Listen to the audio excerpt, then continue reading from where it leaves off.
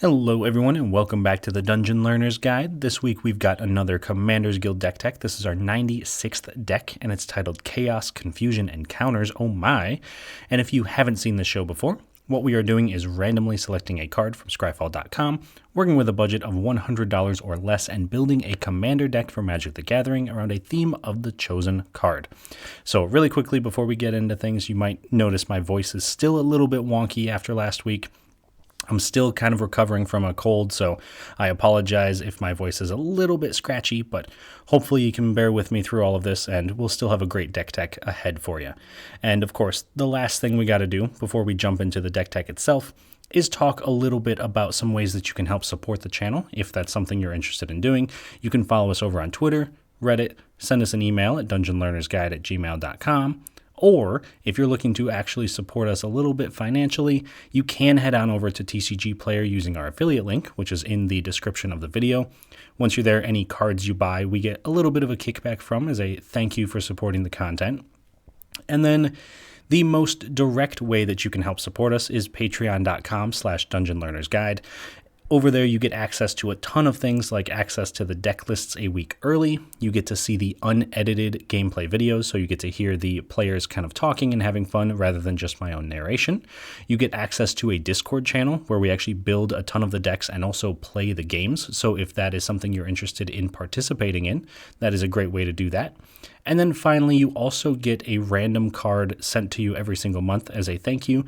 It's usually one of our random cards chosen at random because, we got to be on theme.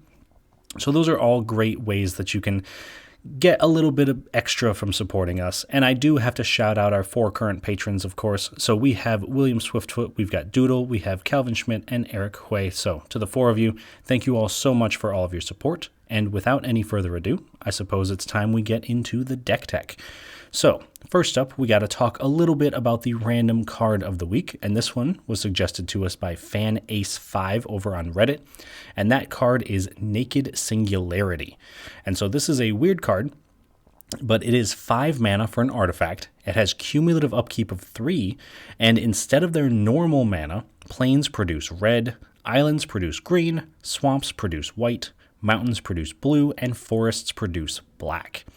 So right away, it is important to notice that even though this is an artifact and it has no color, according to the commander color identity, every single mana pip is visible on this card. So we have the red, the green, the white, the blue, and the black. And so what that means is that this has to be a 5-color deck because all 5 colors are represented on the card. There is actually no way to include this in any deck that's not a 5-color deck. So with that in mind, I couldn't find a great commander to fit the theme that I was looking for. So instead, I decided to go with a set of commanders, a partner pair, you might say, some friends forever, you might say, that I've wanted to play for a little while. So we are going to be playing, technically, Mike the Dungeon Master and 11 the Mage, but you might notice that those price tags are a little bit high, $236, $790, so we are going to be playing with the in-universe magic versions of these cards, which are Othelm and Cecily. Much more manageable in terms of price, so that's going to bring the price of our deck down a little bit. But Othelm is 1 green-white for a 2/2 legendary creature, human. Pay 2, tap, choose target creature card in your graveyard that was put there from the battlefield this turn, and return it to the battlefield tapped. And then Cecily, Haunted Mage, is 1 white, black, red for a 3/5 legendary creature, human wizard. Your maximum hand size is 11. Whenever Cecily, Haunted Mage attacks, you draw a card and you lose a life. Then, if you have 11 or more cards in your hand, you may cast an instant or sorcery spell from your hand without paying its mana cost. So these two, if I'm being perfectly honest, don't synergize super well with our deck. None of them are going to be need to get on the board kind of creatures, but they're just general value pieces. Cecily's going to be drawing us a bunch of cards, maybe even casting things for free if we draw enough cards, and Othelm is going to be a great way to bring creatures back if they were to die. But we're not specifically built around these 2 creatures. What we are built around, though, are some major themes for this deck, and so we're going to run through 3 of those themes, and we'll figure out what exactly our deck is trying to do. So the first of these is going to play into a piece of Naked Singularity that probably gets overlooked a little bit, and that is the cumulative upkeep. So as a good example of that, we have Herald of Leshrac, which is 6 and a black, so a massive 7 mana for just a 2/4 flying avatar. But it has cumulative upkeep, gain control of a land you don't control. Herald of Leshrac gets +1/+1 for each land you control but don't own. And when Herald of Leshrac leaves play, each player gains control of each land he or she owns that you control. So there's a couple of very important things to know about cumulative upkeep before we keep going. It is a triggered ability that's going to happen at the start of our turn, but very specifically what it does is it puts a counter on that creature, and then we have to pay the cumulative upkeep cost for each counter on that creature. So if we were to somehow remove all the counters, we could start the cumulative upkeep over. And if for some reason we can't pay the cumulative upkeep, so if with Herald of Leshrac we take all of our opponent's lands and can no longer gain control of a land we don't control, then we have to sacrifice the creature. Or we can choose not to pay the cost and then sacrifice the creature anyway. So with that explanation out of the way, let's move into our next theme, which is going to be enchantments. Now, I know Naked Singularity is not an enchantment, but there's a lot of enchantments that have cumulative upkeep or care about things with cumulative upkeep. So it's going to be relevant that we have ways to care about our enchantments. And a great example of that is Sterling Grove, which is a green and a white. And it says other enchantments you control have Shroud. Pay 1, sacrifice Sterling Grove, search your library for an enchantment card, reveal it, then shuffle and put that card on top. So with this, we can make sure that we get whatever enchantment we need for any given moment. And also, if we don't need an enchantment at that time, make sure that our stuff has Shroud. So Sterling Grove is an all-star of a card. I'm very thankful it got reprinted in Modern Horizons. I think it's Modern Horizons 2, because it really dropped the price on what was before then an expensive card that I couldn't include in a lot of these decks. So we've got cumulative upkeep, we've got enchantments, and then we move to our last theme, which is probably going to be a little controversial, and that is going to be some slight versions of stax. So we want to prevent our opponents from pretty much playing the game. And Naked Singularity does a great job of doing that by making our opponent's mana tap for different colors. So we're going to lean into that a little bit and make sure that our opponents aren't going to effectively be able to use their lands. And a great example of that is Infernal Darkness, which is 2 black for an enchantment, cumulative upkeep, pay a black mana and 1 life. All mana producing lands produce black instead of their normal mana. Now this doesn't care about whether you've got mountains or islands. Nope, every single one of your lands is now a basic swamp, and that is it. So they would still technically keep their abilities that maybe don't care about mana producing, but if they're trying to make mana, they're making a black mana. So unless our opponent is mono black, this could really hurt them in the long run. And that leads us to a problem, and which we're going to talk about in just a second, is if we have a ton of cards with cumulative upkeep, what the heck do we do? How do we make sure that all these cards stay in play? And how do we make sure that we always have the cards that we need when we need them? And the short answer to that, we're going to find in our key cards in just 3 easy steps. So the first step is, of course, to make sure that we have the cards that we need. Like we talked about with Sterling Grove, we're going to use Zur the Enchanter to make sure that we can get specific enchantments into play when we need them to. Now, unfortunately, Zur only cares about mana value 3 or less, because what he does, I guess we should read the entire card. Zur the Enchanter is 1 white, blue, black for a 1/4 human wizard. It's got flying. Whenever Zur the Enchanter attacks, you may search your library for an enchantment card with mana value 3 or less, put it onto the battlefield, then shuffle. So Zur is going to make sure that we get everything we need right when we need it. And there's a ton of enchantments in our deck that fit this theme and fit this mana value. So Zur is going to make sure that we're getting what we need when we need it. The next step to our 3-step plan is to use cards like Phyrexian Unlife. Since we are trying to kind of mess with people's lands, we want to make sure that we're not taking as many hits as we need to be taking. So Phyrexian Unlife, which is 2 and a white for an enchantment, says you don't lose the game for having 0 or less life, and as long as you have 0 or less life, all damage is dealt to you as though its source had infect. Now, just like cumulative upkeep, Infect deals damage in the form of counters. We would get poison counters. If we get 10 poison counters, we lose the game. Now, all of this leads us finally to step 3 of our staying alive plan, which is Solemnity. Solemnity is going to be the key card in this entire deck because what it does is it shuts down all of our cumulative upkeep. It keeps it safe with Phyrexian Unlife and makes sure that our opponents can't use their mana. Solemnity is by far the most important piece to us locking our opponents out of the game. And the reason for that is because Solemnity, 2 and a white for an enchantment, players can't get counters, and counters can't be put on artifacts, creatures, enchantments, or lands. So we can get Solemnity with Sterling Grove, we could get it with Zur the Enchanter, and once it's in play, our cumulative upkeep cards go to, in our upkeep, put a counter on themselves, and then we would have to pay the upkeep cost for all the counters that are on it.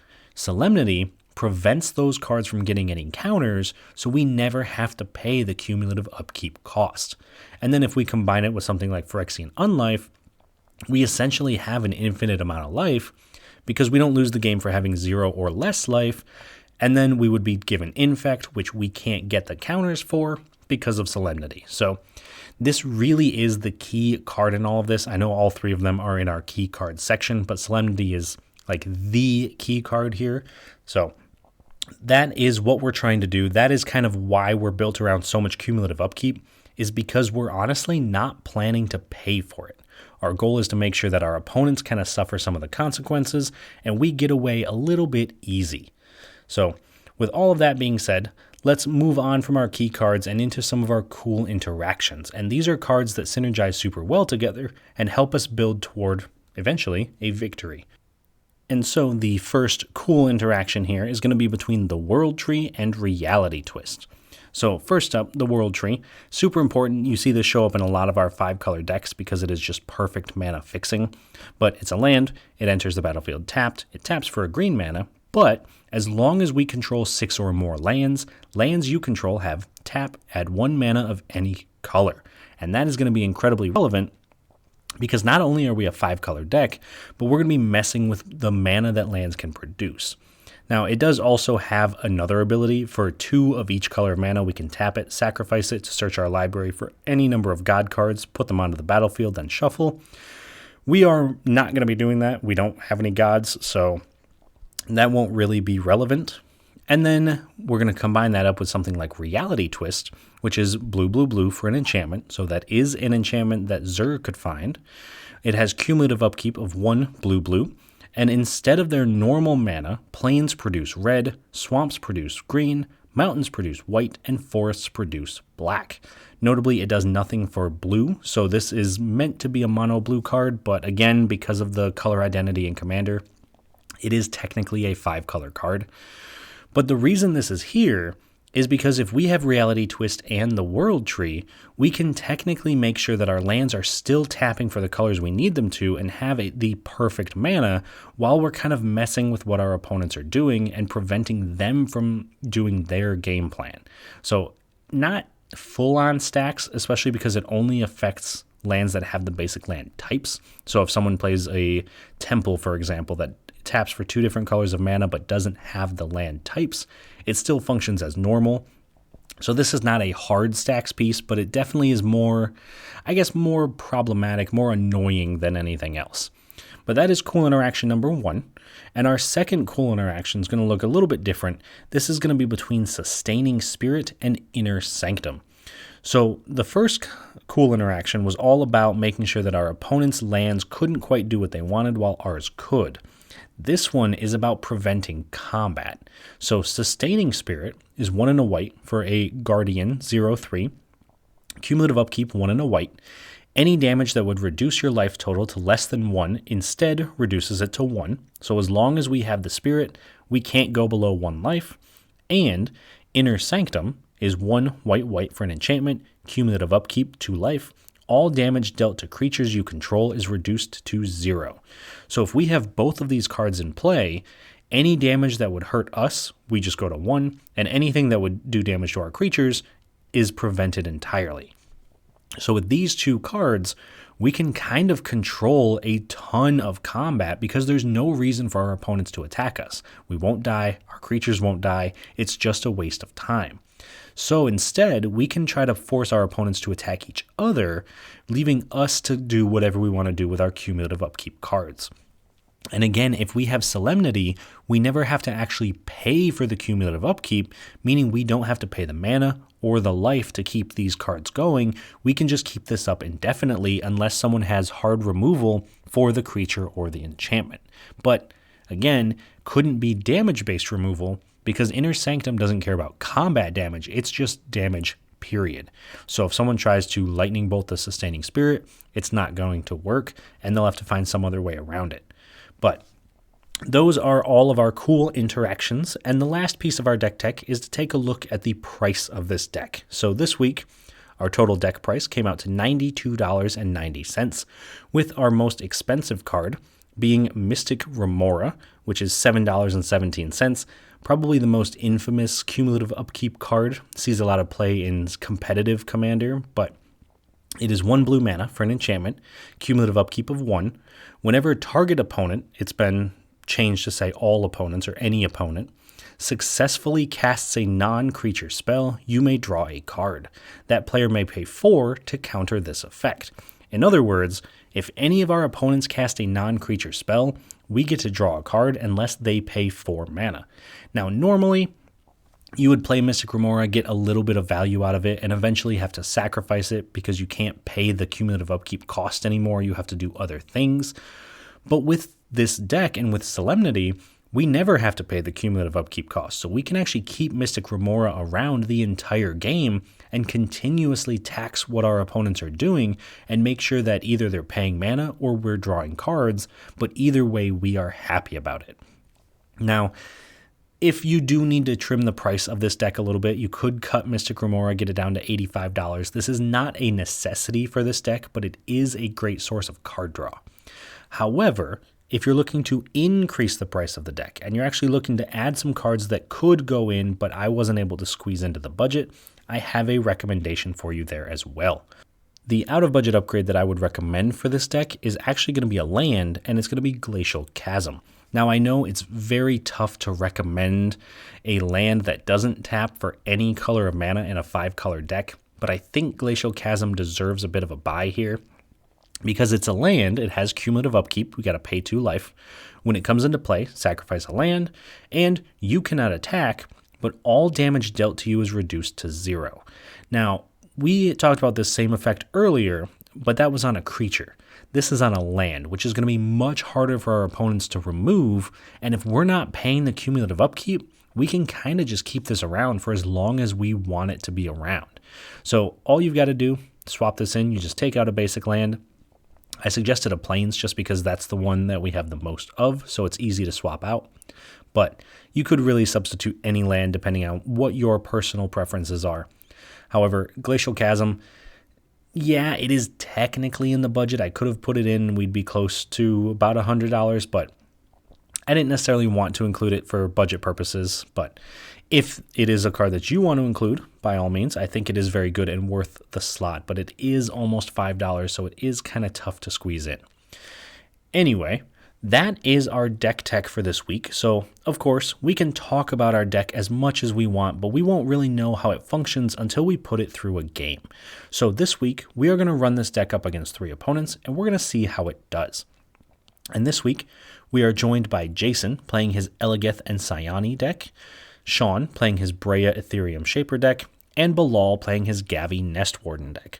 So Jason's Sayani and Elegeth deck is really all about flying creatures, because if you'll notice, Elegeth says that if you would scry a number of times, you draw that many cards instead, and Sayani says that whenever it attacks, you scry X, where X is the number of attacking creatures with flying. So he's going to play a ton of creatures that can fly, get in for a bunch of damage, and then draw a ton of cards. So this is really, I guess the closest way that I could think to describe it would be something like Tempo, because it's a lot of just beating you down, a little bit of control, making sure that you can't quite execute your game plan as much as you want while you're slowly dying to an army in the air. So I'm not going to lie, I do think that I am pretty concerned about this deck, but not quite as concerned as I am about Shawn's Breya deck. Now, I have played against Shawn's Breya deck quite a few times, and it's a powerhouse of a deck. This deck churns out artifacts. It makes sure that there's always some sort of combo, there's always some sort of mana generation, and really, I don't know what we can do too much against Breya because he's not going to be worried about counters. He's not really worried about the colors of his mana because a lot of his stuff is colorless. So I am worried that a lot of our staxy pieces won't affect Breya as much as they will some of the other players. So I think for that reason, Breya's probably the biggest threat that we have at the table. And then finally, we have Bilal's Gavi Nestwarden deck, which is a cycling deck.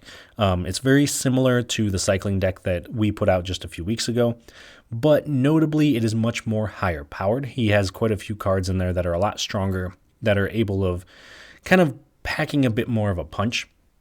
And he is not shy about playing cards like Decree of Annihilation. So that is a card that I'm worried about, because if we're trying to shut down lands and our lands get blown up, then there's not much we can do about that. So we'll see how it goes. I think it'll be a good game, but I am, like I said, concerned about some of our opponents. There are some very strong decks sitting at this table. So hopefully you enjoy the video as much as I did. Enjoy the deck tech and enjoy the game. So enjoy. Please do like the video, subscribe to the channel, and I will talk to you all once it's done. At the start of the game, Jason goes first, followed by Shawn, myself, and then Bilal. On Jason's first turn, he plays an island. Shawn plays a Mystic Monastery. I also play a Mystic Monastery. Bilal plays an island and casts Bag of Holding, letting him exile any card he discards and then sacrifice it to return the exiled cards to his hand. Jason plays an island and casts Prismatic Lens. Shawn plays an Arcane Sanctum. I play a Swamp and cast Soul Ring, followed up by casting a Simic Signet, and then finally casting a Sakura Tribe Elder.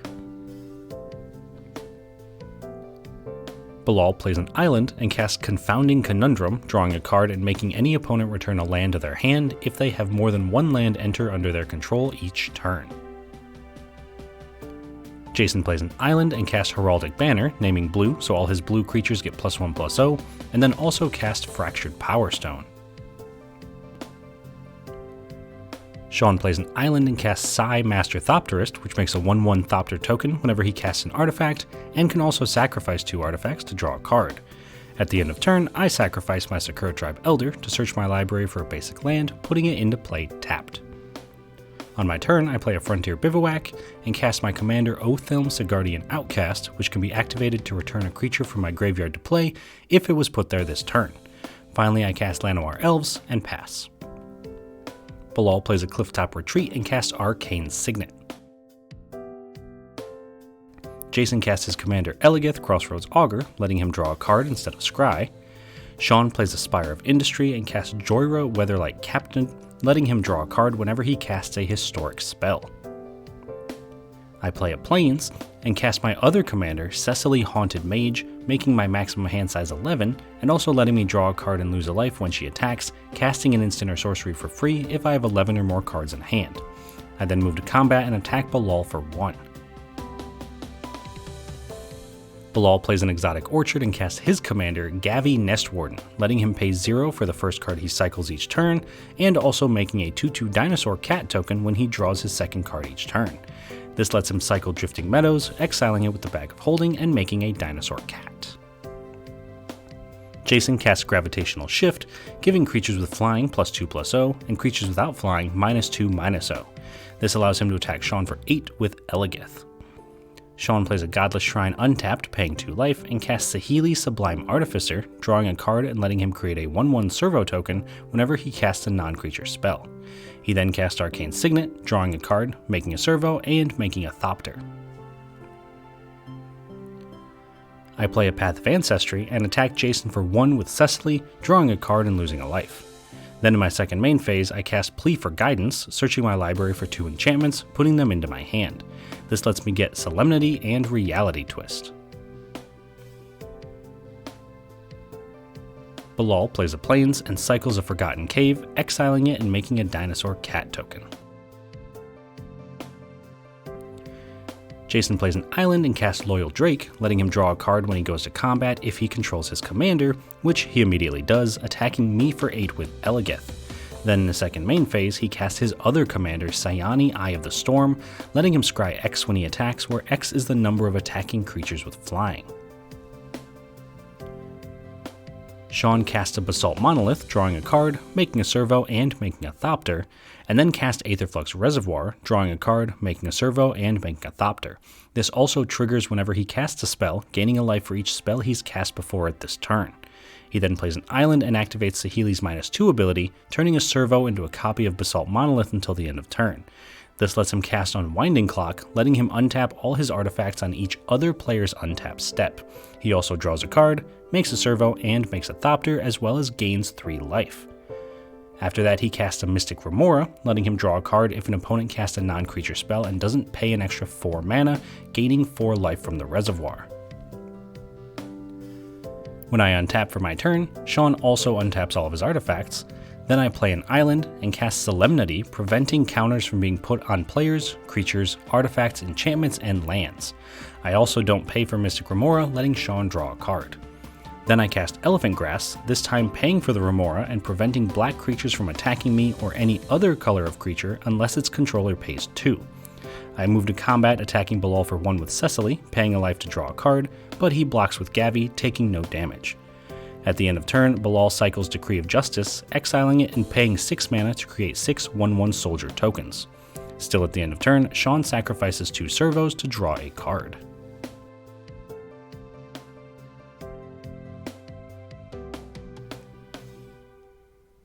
When Bilal untaps for turn, Shawn also untaps all of his artifacts. Then Bilal plays a Spire Bluff Canal and casts Boros Signet, paying for Mystic Remora so Shawn doesn't draw a card. At the end of turn, Shawn sacrifices 2 more servos to draw a card, and then untaps with Jason on his untapped step. Jason plays an island and casts Archetype of Imagination, giving all his creatures flying and preventing any of his opponent's creatures from having or gaining flying. He also casts Frogify, enchanting Joyra, turning it into a 1/1 frog with no abilities, but drawing Shawn a card. He moves to combat, drawing a card, attacking Shawn with 14 with both of his commanders and Bilal for 6. This lets him scry 3 with Sayani, which turns into drawing 3 with Elegith. Before damage, Shawn casts Utter End, exiling Archetype of Imagination, letting him block with 2 Thopters, killing Sayani and both Thopters, taking no damage, while Bilal takes 6. On Shawn's turn, he plays a mountain, and then casts Thirst for Knowledge, gaining a life, drawing 3 cards, and discarding 2. He casts Demonic Tutor, gaining 2 life, and searching his library for any card, putting it into his hand. Once that resolves, he casts Ashnod's Altar, gaining 3 life, making a servo, making a Thopter, and letting him sacrifice a creature to make 2 colorless mana. He sacrifices a servo to cast Biotransference, turning all creatures in his deck into artifacts and letting him make a 2/2 Necron Warrior token when he casts an artifact spell.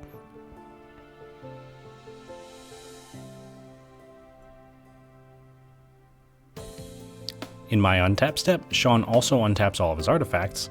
Then I play a Plains and move straight to combat, attacking Jason for 1 with Cecily, drawing a card and losing a life. Second main phase, I cast Herald of Leshrac, which gets +1/+1 for each land I control but don't own, and makes me gain control of an opponent's land for cumulative upkeep. On Bilal's turn, he casts Supreme Verdict, destroying all creatures, and with that on the stack, he also cycles Decree of Annihilation, destroying all lands.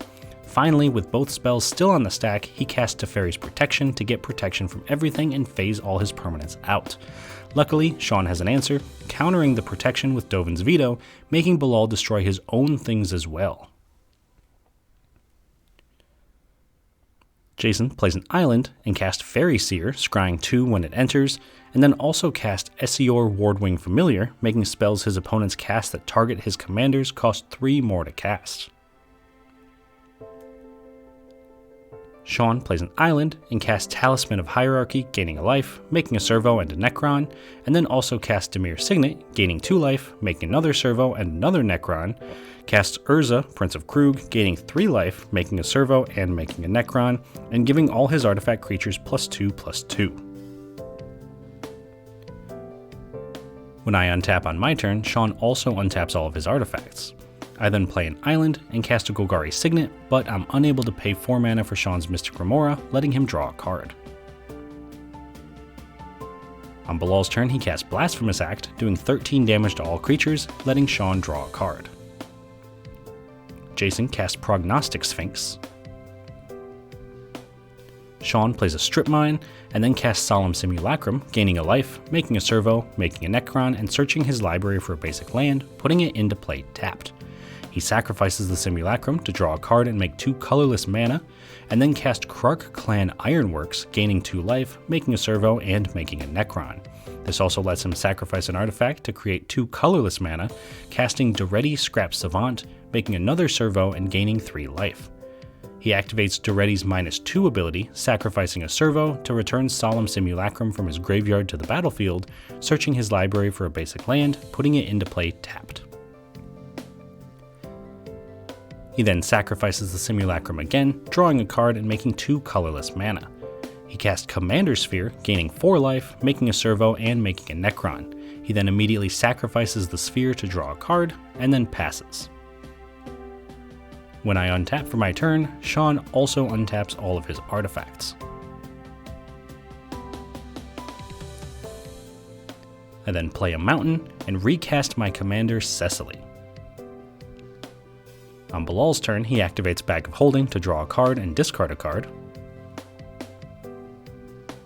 Jason plays an island and attacks Shawn for 6, but rather than take the damage, Shawn activates Aetherflux Reservoir, paying 50 life to do 50 damage to Jason, knocking him out of the game. And at this point, Bilal and I don't see any chance of winning, so we decide to concede, winning Shawn the game. Alright, so that was a sweet game. Definitely a very strange game, I'm not going to lie. I think that when Bilal cast the Supreme Verdict and then cycled the Decree of Annihilation and attempted to Teferi's Protection, I think that if he had succeeded, the game might have looked a little bit different, but in all honesty, I don't think that was the right call on his part. I think that Shawn kind of had the game wrapped up either way, especially because he had such a commanding board state that didn't care about creatures or lands, and it was really tough for the rest of us to come back once that happened, but I'm assuming Bilal had some sort of answer if he'd had more mana. Unfortunately, wasn't quite the case, so we didn't see too much out of the cycling deck, but we did see what he could have done, which was very, very impressive. Jason's deck really looked like a threat as well. He was swinging for 8 damage with Elegith very quickly, and it was really impressive to see how much work Gravitational Shift put in.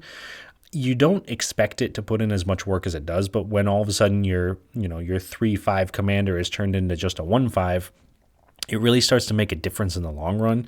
And I think Elegeth just going up to 8 power because of the different pump effects that he had really made a difference in the game. And if he had wanted to knock someone out, it was only going to take 3 attacks from Elegeth to knock someone out. So I think that if he'd wanted to be a little bit more aggressive and of course hadn't had his board wiped away, that very easily could have been his game there. And then Shawn's deck did pretty much what a Breya deck wanted to do. It generated a ton of mana, made a ton of tokens, and it was very, very impressive. It was kind of cool to see it go off with Aetherflux Reservoir, even though he wasn't technically storming off. He really only cast 3 or 4 spells a turn, but that was still enough to get his life total well above what it needed to be to start knocking people out. And once the lands and creatures were destroyed and Jason had been knocked out with the Aetherflux, there wasn't much of a reason for Bilal and I to stick around because neither of us were doing anything. I mean, it's hard to combat what Breya is doing with just some cumulative upkeep cards, and Bilal just couldn't seem to find any lands. So not quite our game, but otherwise, I think our deck ran pretty well. We did flood out quite a bit toward the end. We drew a ton of lands when we were looking for just any sort of action, but I will say anything about this deck that really drew my attention to it was Cecily. It was very impressive to see how much card draw we actually got from Cecily because she is very difficult to kill. That 3/5 body is kind of tough to deal with, and there's no real incentive to kill her because she just comes back as our commander. So Othelm, unfortunately, not as impressive. I didn't get to use him at all, even though I kept holding up mana for him, hoping I would. Never quite happened, but Cecily, on the other hand, very impressive. So I'll definitely have to try out maybe the same partner pair, but Cecily for sure in the future. So hopefully you like the deck, you like the game, you like the deck tech. if you have any suggestions for cards that you think should be included in this deck, or cards you think maybe I should take out because they're not quite as good as they should be, please do let me know. I would love to hear it.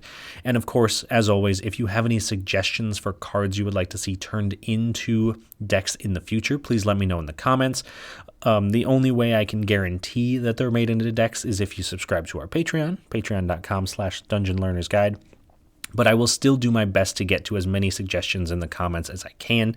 I, of course, am already a little bit backed up, so be prepared for it to take a little while, but I love making these decks. It's a ton of fun. That's why I do this. So thank you all so much for watching. Thank you all for all of your support, and I will see you all on the other side of the Dungeon Learner's Guide.